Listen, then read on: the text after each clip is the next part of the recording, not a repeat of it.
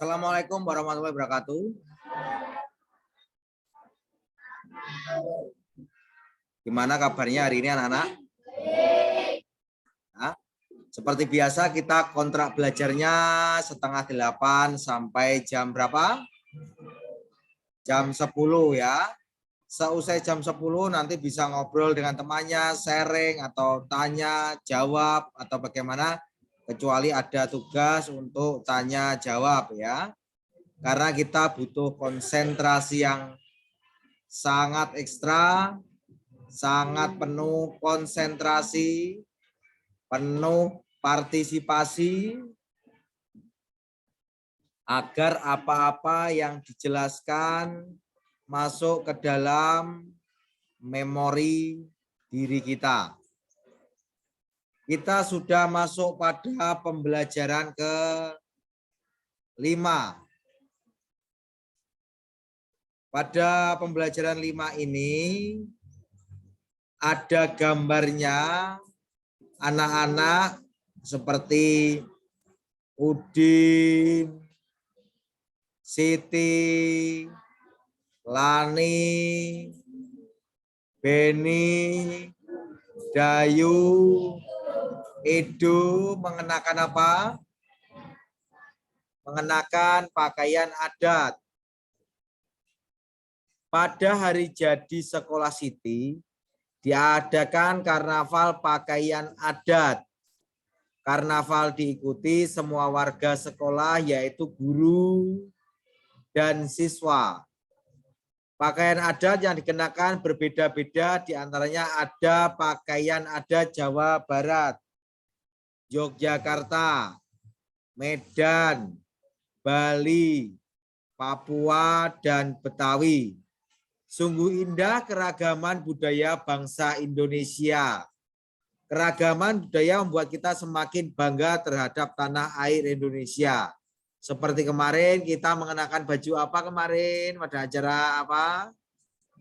Hari jadi kemarin. Memakai baju, ada teman-teman kita juga pakai baju ada juga ya. Gimana perasaan kalian anak-anak? Ya, pastinya senang, gembira, bisa mengenakan pakaian adat dari daerah lain. Itu salah satu toleransi keberagaman antar suku daerah ya, seperti itu. Siti dan teman-temannya telah menunjukkan salah satu bentuk karakteristik individu dalam kehidupan sehari-hari di lingkungan masyarakat, yaitu pakaian adat daerah.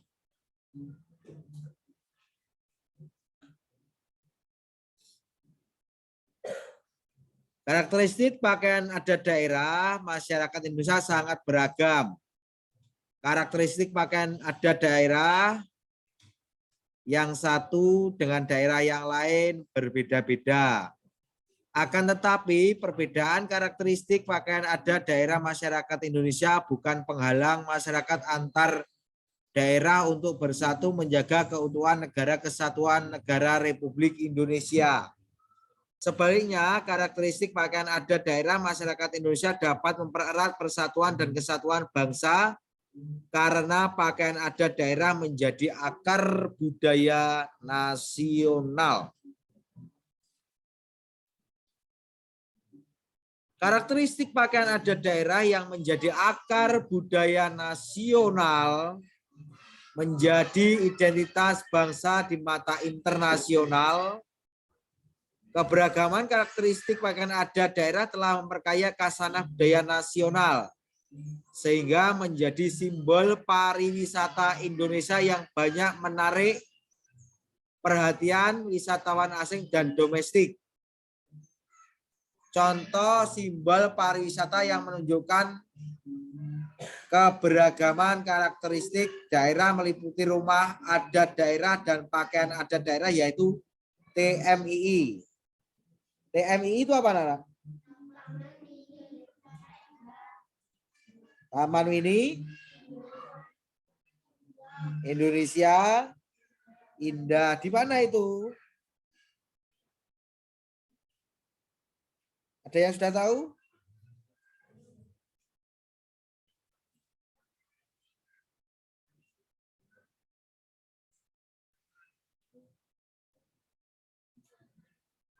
TMII, Taman Mini Indonesia Indah, yang menampilkan miniatur keragaman karakteristik rumah adat dan pakaian adat daerah di wilayah Negara Kesatuan Negara Republik Indonesia. Itu gambarnya, keberagaman karakteristik masyarakat Indonesia sebagai simbol pariwisata. Itulah contoh manfaat keragaman karakteristik individu dalam kehidupan sehari-hari di lingkungan masyarakat. Masih banyak contoh dan manfaat keberagaman karakteristik individu dalam kehidupan sehari-hari di lingkungan masyarakat. Apa sajakah itu? Ya. Sebelumnya Taman Mini Indonesia Indah ada di mana? Di Jakarta. So muga-muga kabeh iso dolan nyang rono ya. Melihat TMII.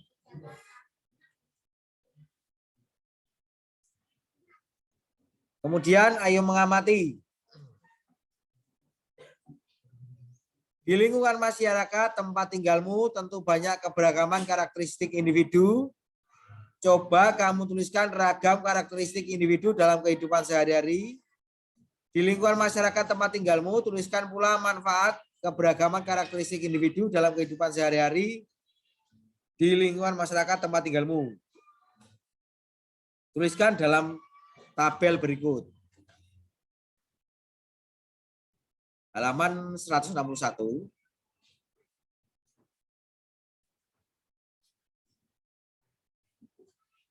Nomor keberagaman karakteristik individu di lingkungan tempat tinggal. Manfaat karakteristik individu di lingkungan tempat tinggal. Itu ditandai untuk dikerjakan.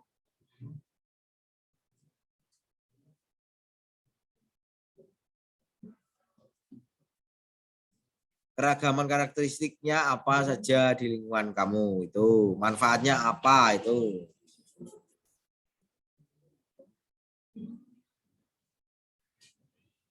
Dalam masyarakat, tidak jarang keberagaman karakteristik dijadikan sumber masalah sehingga memecah belah persatuan dan kesatuan bangsa.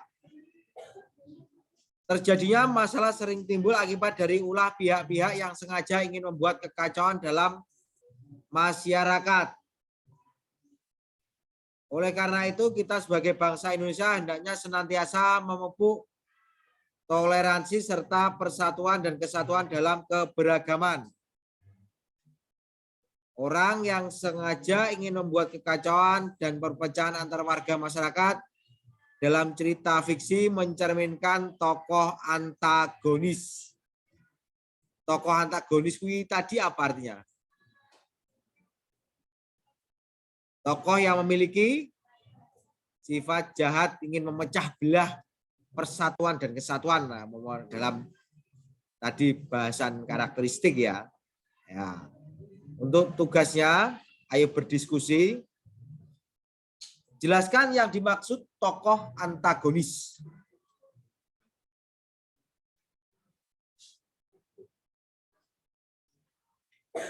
Dua,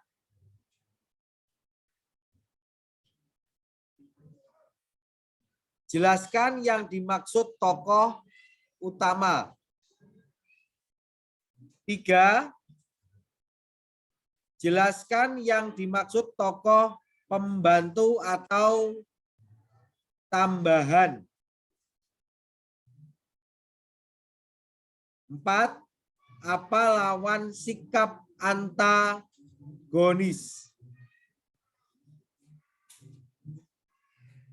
5, jelaskan yang dimaksud sikap lawan antagonis. Ya, tuh. Kita masuk di halaman 163. Ayo membaca.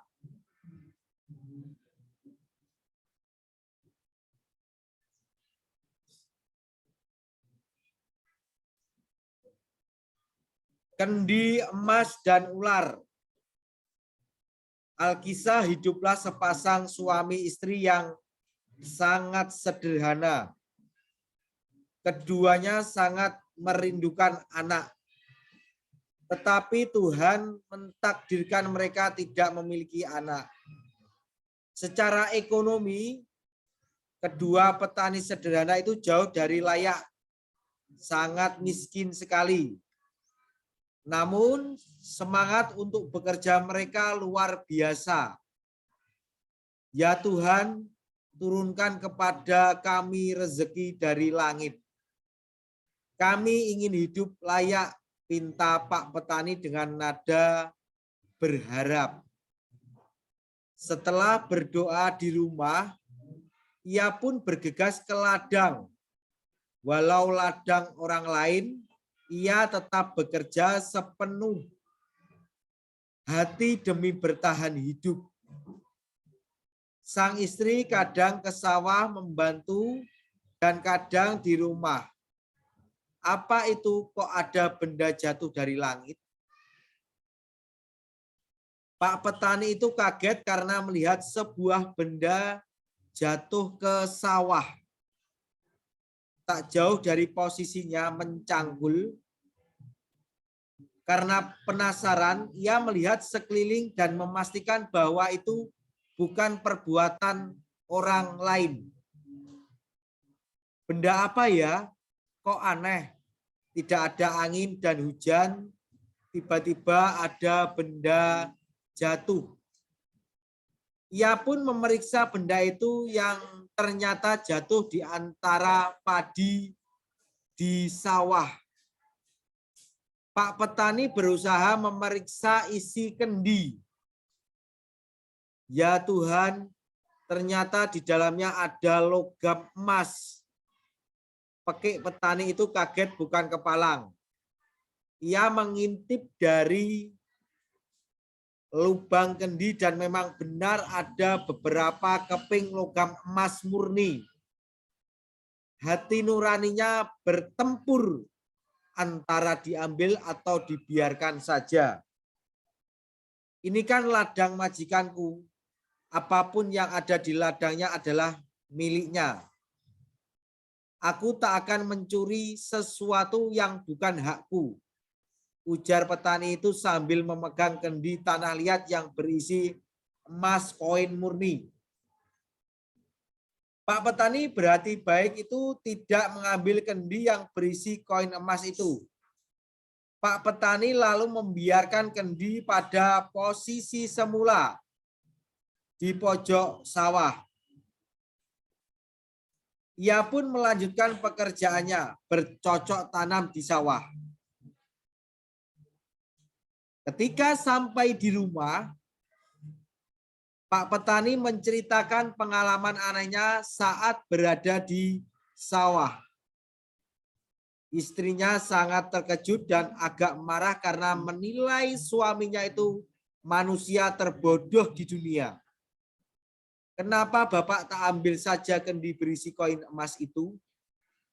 Jangan Bu, itu bukan hak kita. Segala sesuatu yang berada di tempat orang lain, apapun alasannya tidak boleh kita ambil. Itu bukan milik kita. Nasihat suaminya yang memang sangat jujur dan taat pada ajaran agama. Diam-diam ada seorang ibu yang kebetulan mendengarkan percakapan petani itu dari balik dinding rumah. Dan sang ibu itu sangat tertarik untuk mengambil kendi di sawah itu. Karena sudah malam, ia mengajak suaminya untuk ke sawah, tempat biasanya Pak Petani itu bekerja. Ayo Pak, kita cari kendi berisi koin emas itu. Pasti masih ada di ladang. Mumpung belum banyak orang tahu, kan kita bisa langsung kaya Pak. Ya juga ya, ayo, mumpung bulan purnama, pasti tak terlalu gelap di sawah. Bapak bawa senter juga, ujarnya sambil bernafsu untuk mengambil kendi itu. Sepanjang perjalanan, pasangan suami istri yang terkenal ragus itu tertawa dan berhayal. Kelak kita menemukan kendi berisi tumpukan koin emas itu, ia bisa membeli sawah, rumah, dan dapat uang banyak. Nafsu duniawianya sudah menguasainya. Di mana Bu kendinya? Sawah seluas ini mana mungkin bisa kita telusuri, apalagi malam hari. Yang saya dengar tadi katanya tak jauh dari pohon beringin, Pak, pas di pokok sawah. Tapi itu kan dekat dengan kuburan, Pak, ujar istrinya agak ketakutan. Tenang saja, Bu, kan ada Bapak, ayo kita ambil bersama. Keduanya lalu menuju pohon beringin yang kebetulan berdekatan dengan sawah.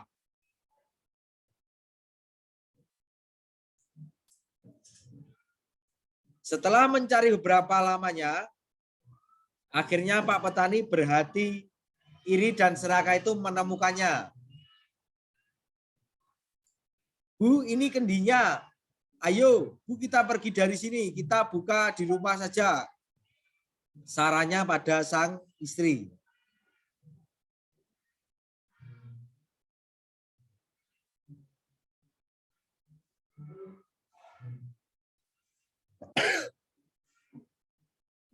Keduanya pun bersorak kegirangan. Tak terasa sampailah ia di rumahnya, tetapi hari sudah sangat larut. Karena tak sabar dan terbakar rasa penasaran, akhirnya kedua petani serakah itu membalikkan kendi itu. Dan apa yang keluar dari kendi itu? Kok isinya ular berbisa? Mana koin emasnya, Bu? Keduanya sangat kecewa dan sangat marah. Mereka capai ke sawah dan telah mencari di sana. Mereka hanya menemukan kendi berisi ular berbisa. Kita ditipu, Pak, sama mereka. Ayo, Pak, tutup lagi kendi itu dan taruh di depan pintu mereka.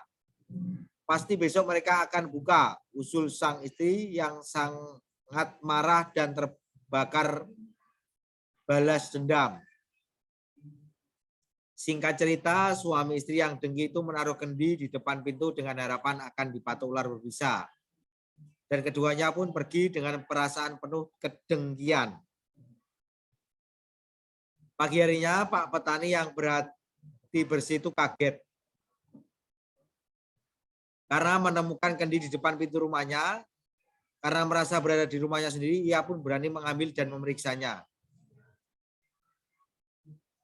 Ibu, saya menemukan kendi yang kemarin aku ceritakan itu di depan pintu rumah. Ayo kita periksa bersama. Aneh ya, Pak, kok tiba-tiba saja kendi yang berada di sawah itu ada di depan rumah. Jangan-jangan malaikat yang mengantarkannya. Alangkah kagetnya kedua pasangan suami istri yang baik hati itu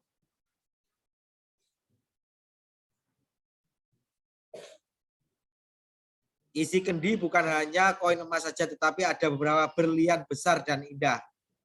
Sejak saat itu pasangan suami istri itu hidup layak dan berkecukupan. Namun mereka tetap baik hati. Disadur http www.alfihadisugondo.com kendi emas dan ular.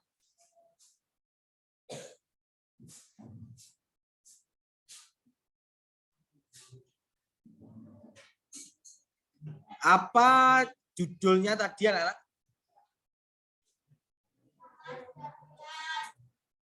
Ya. Tugasnya siapa tokoh utama dalam cerita Kendi Emas dan Ular? 2. Siapakah tokoh pembantu dalam tambahan dalam cerita Kendi Emas dan Ular? 3.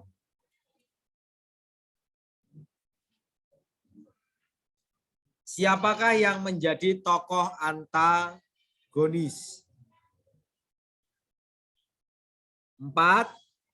Mengapa tokoh pada jawaban soal nomor 3 disebut tokoh antagonis? 5. Sikap apakah yang tercermin pada tokoh utama dalam cerita Kendi Emas dan Ular?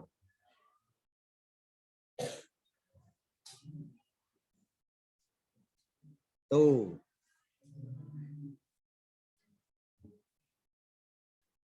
Kamu hendaknya bisa mengambil hikmah dari cerita Kendi Emas dan Ular. Kamu harus berprasangka baik kepada teman. Jadikan setiap keadaan, entah itu keadaan baik ataupun keadaan buruk, sebagai penyemangat menuju impian kita. Tuhan sangat suka orang baik dan Tuhan akan memberikan yang terbaik walaupun dari tangan orang-orang jahat. Kendi merupakan contoh benda 3 dimensi. Dapatkah kamu menggambar benda 3 dimensi? Berikut langkah-langkah menggambar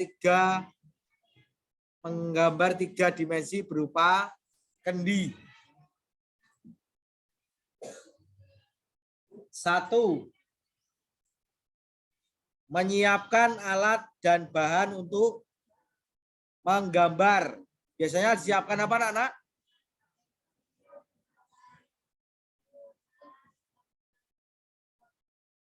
Penggaris untuk menggaris sisi tepi kertas. Biar gambaran itu rapi. 2. Membuat sketsa gambar. Kamu sketsa dulu, pakai pensil tipis, pelan-pelan, kemudian setelah sketsanya menurut anak-anak bagus, kamu memperjelas gambar sketsa, dikandeli.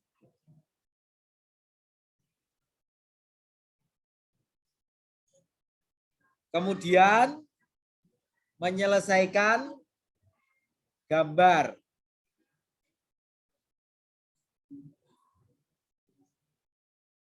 Ayo mencoba. Nanti ini tugasnya di buku gambar, menggambar kendi.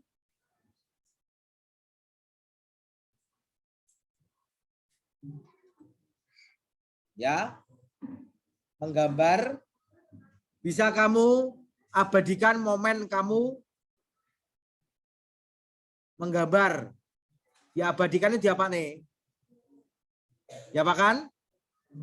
Di ngene, kamu ya memperkenalkan seperti biasa. Pertama-tama saya menyiapkan bahannya ini. Kayak sebelum itu perkenalan dhisik, terus akan mengerjakan tugas atau menggambar kendi. Yang pertama tadi suruh apa, nyiapkan alatnya di done. Kita kasih tahu ini alatnya ya. Seperti itu.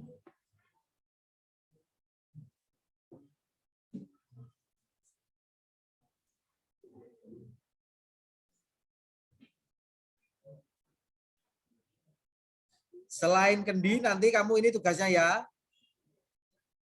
Kamu ini kan tadi menggambar sketsa kendi. Kamu telah memahami langkah menggambar benda 3 dimensi. Sekarang buatlah sketsa gambar benda 3 dimensi berupa lingkungan tempat tinggalmu. Berarti anak-anak menggambar rumah dengan pepohonan di sekitarnya dapat berupa rumah dengan binatang-binatang di sekitarnya atau sesuai dengan keinginan di dalam menggambar. Buatlah sketsanya pada kotak, berarti langsung saja menggambar. Misal gambar 3 dimensi. Misal mau menggambar rumah ya, gambar baik atape piye. Gentenge impune nggih niku double. Ya.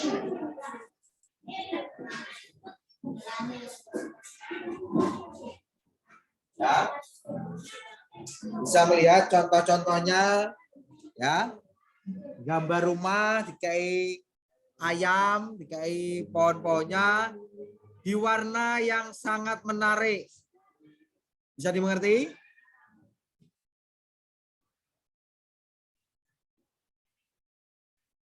Bisa melihat contoh-contoh yang ada di buku itu kan di depan-depannya kan juga ada gambar rumah beserta ayamnya, ada kupu-kupunya, ada bunga-bungaannya ya. Menggambar itu butuh apa? Ketelatenan, konsentrasi, gak boleh diganggu. Ya.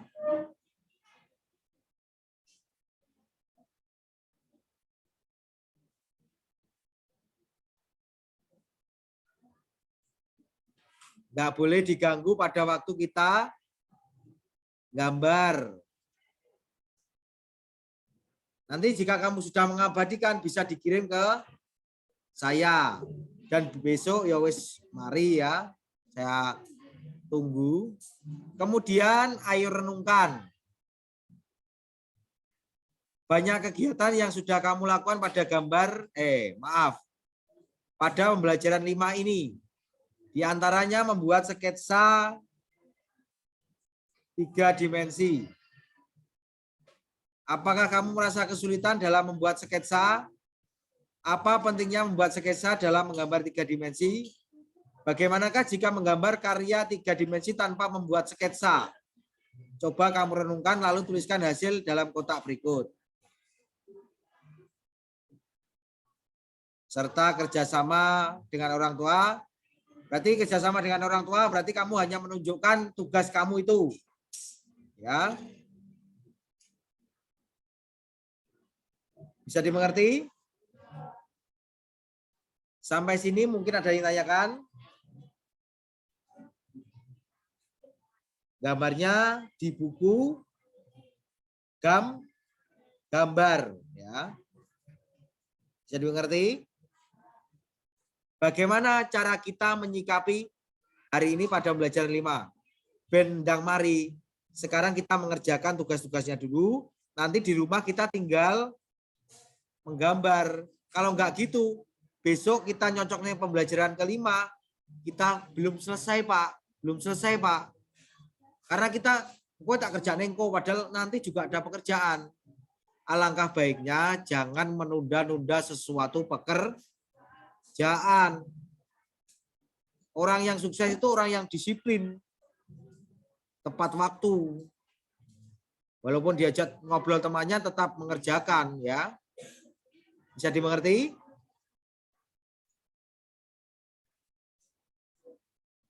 Ya, semangat mengerjakan, konsentrasi penuh ya. Agar biar cepat selesai.